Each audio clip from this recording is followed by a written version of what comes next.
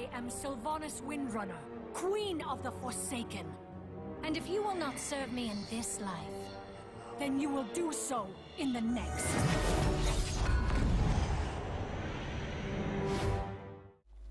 Hello, I am Delunia, and welcome to my guide to the Banshee Queen Sylvanas Windrunner. Now, before we jump on to builds, let's first think about what and who Sylvanas actually is, and what her strengths and weaknesses are. Sylvanas is a Warcraft franchise specialist hero. She currently costs 10,000 gold in the shop, or 9 euros. As a quick recap on her lore, she is an undead higher ranger general. Arthas killed her during his invasion of the Elven Kingdom, and as she put up quite the resistance, he considered it a fitting punishment to turn her into a banshee. Most people consider Sylvanas very strictly a specialist, but even Blizzard stated before she was released that she was intended as a hybrid between specialist and ranged assassin. This manifests in the scoreboard and her ability to deal consistent AoE and even single target damage to the enemy team. Most, if not all of her single target damage is based on her basic Q ability, Withering Fire, which damages the closest target marked by a purple indicator. Withering Fire's target can be different from her current auto-attack targets. Most of Sylvanas' AoE comes from her W, called Shadow Dagger, which throws a poison dagger at the target, ticking for damage and spreading to all nearby enemy heroes, minions or structures. Sylvanas' escape ability is called Haunting Wave, which summons a wave of banshees that deal damage to enemies in their path. By reactivating the ability, Sylvanas teleports to the current location of the banshees, which is quite handy for escaping through walls. However, Haunting Wave cannot be used to break roots. All her basic abilities, Withering Fire, Shadow Dagger and Haunting Wave, also apply her trait Black Arrows into enemy minions and structures. Black Arrow stuns minions and disables forts for 1 second. You can permanently lock down forts by simply auto-attacking them. Due to Black Arrows, Sylvanas is probably the strongest specialist in the game. However, Black Arrows do not work on bosses. Sylvanas' main heroic ability is called Wailing Arrow, which fires an arrow, detonating automatically at max range. You can also detonate it early by reactivating the ability. Upon impact, it deals damage to all targets in the area and silences them for 2.5 seconds. Now, after this basic breakdown of her, we can move on to talent builds. Sylvanas actually has an abundance of good talents, providing her versatility when it comes to specs. I'll break down those that I personally use. This is my basic build for Sylvanas, with the Wind, Envenom, Unstable Poison, Wailing Arrow, Splinter Shot, Cold Embrace and Deafening Blast. With this build you have both push power and great teamfight potential. With the Wind in all simplicity is the best talent in its tier, providing you with the ability to deal sustainable damage from a safe distance, as well as increased kiting potential. Sylvanas is not much of a dueler due to her lack of burst damage, but Envenom provides burst damage and makes you more annoying against Zeratul or Nova by keeping them decloaked. Unstable Poison makes this otherwise very assassin-like build more reliable for effective lane pushing. The explosions clear out minion waves very fast, do decent damage to enemy heroes standing in the middle of a minion wave, and help damage structures. It's especially good for maps where you need to kill minions fast for currency, such as Tomb of the Spider Queen, Haunted Mines, or Garden of Terror. Wailing Arrow is the go-to pick for Sylvanas' heroic ability. The other heroic ability, Possession, is relatively weak and is only to be considered if for some reason or another your team completely lacks push power.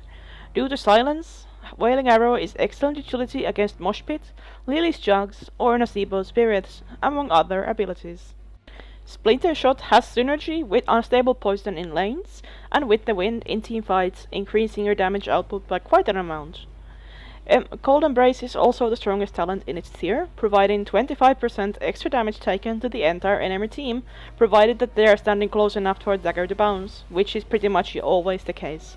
Combine this with Kael'thas' Flame Strike, and you have pretty much wiped out the enemy team. A Deafening Blast increases the silence amount and damage of Wailing Arrow, which is really good for locking down the enemy support, denying them the use of their healing ultimates, as well as giving your team a 5-second window to wipe out the enemy team with minimum resistance. If I find myself making changes to this build, these are usually the changes I make. If your team requires more teamfight pressure, or you already have another specialist for effective laning, I swap Unstable Poison into Remorseless, which has pretty nice synergy with the wind, increasing my auto attack damage. If you find yourself in a situation where the enemy team can peel you easily with roots, stuns, slows, heavy melees, or has a Kael'thas, I change Deafening Blast into Bolt of Storm to better escape death traps. These two are my primary builds. Now let's look at the other viable talents. Lost Soul is a decent alternative to With the Wind if you find yourself against a composition that has a lot of healing and cannot be bursted down. With Lost Soul, especially when Cold Embrace kicks in at level 16, you have great sustained AoE damage to slowly drain the enemy team's health. Warped Shot is a heavy laning alternative. I will personally only use this in the maps that require fast neutral minion killing, such as Garden or Haunted Mines. Sometimes you find yourself needing to escape nasty enemy melee heroes or Flame Strike. In a situation like that, I change Splinter Shot into Evasive Fire, which rather effectively counters the Butcher, Kael'thas, Illidan and Zeratul, to mention a few. Now that I have broken down the basic talent picks, to end this guide I will provide you with a few general tips before you take your Banshee Queen to the fields of the Nexus. Let's discuss the threats first. Your primary concern should be Zeratul, Nova, Illidan, Murky and Tychus.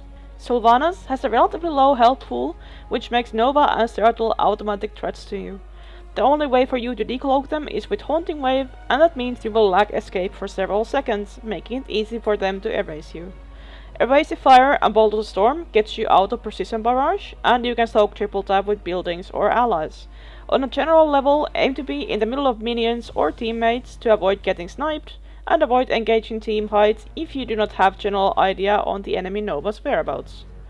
You should be able to escape Zeratul with Bolt of Storm and Evasive Fire in dual combat. In a team fight, you should immediately try to Haunting Wave or preferably Bolt out of the Void Prison the moment it breaks, to avoid getting cleaved in half by the enemy team's burst. Illidan's primary threat level is based on his ability to deal sustained damage to you, and also his insane mobility, which makes him really hard to shake off. However, if you do not shake him off, he will eventually kill you, even with the support trying to hug and comfort you. The trick to escaping Illidan is stacking up Evasive Fire speed boost, then bolting to maximum distance and simply running for your life. Alternatively, you can Haunting Wave as far as you can, then bolt. After this, his dive should be on cooldown and he should be unable to chase you any further. Most people giggle when I even suggest Murky being a threat to someone. However, with your health pool, the Pufferfish and Octograb combo can absolutely destroy you. However, Murky is no concern in the laning phase, as he usually either dies from Shadow Dagger and Withering Fire, or is forced to constantly retreat and bubble. The reason I consider Tychus worth mentioning is his annoying gift of being able to damage you while moving. If he manages to knock you towards him while your Haunting Wave is on cooldown, you're as good as dead. However, this is only an issue in the laning phase. You should never lane against Tychus.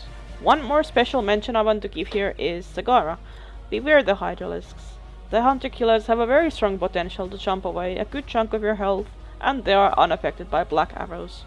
If you are laning against Zagara, make sure you use Haunting Wave to clear her creep. Unstable Poison Explosions also do this pretty effectively later on.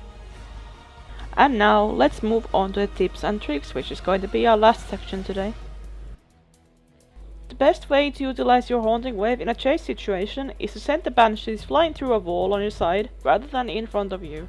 This way the enemy will chase you, and on the last possible moment you will jump to your Banshees behind a wall, where most enemies cannot follow. You can lock down two structures or mercenaries simultaneously by positioning yourself close to one so your Withering Fire targets it, and auto-attack the other targets. They will both remain disabled as long as you do not run out of Withering Fire charges. Shadow Dagger will also lock down any incoming minion waves, and with Unstable Poison they will further damage the structures you are trying to destroy. Do not use Shadow Dagger on a minion wave in a lane right away. Damage at least 1 minion first, or otherwise the explosion will be delayed due to minions not dying from the dagger, and you will waste valuable push time. Once you get Unstable Poison at level 7, always aim to rotate from lane to lane in early game and push as much as possible. However, keep a constant eye on the minimap, as the enemy team should consider you a high ganking priority. You can distract enemies with Haunting Wave by casting the Banshees in one direction and running in the opposite. If your enemy pursues you, teleport to the Banshees. If he chases the Banshees, just keep running. In both situations you should be able to escape successfully. I believe that is all for now. If you have any questions or suggestions, feel free to ask in the comment section below. Which hero would you like next? Let me know. See you in the Nexus!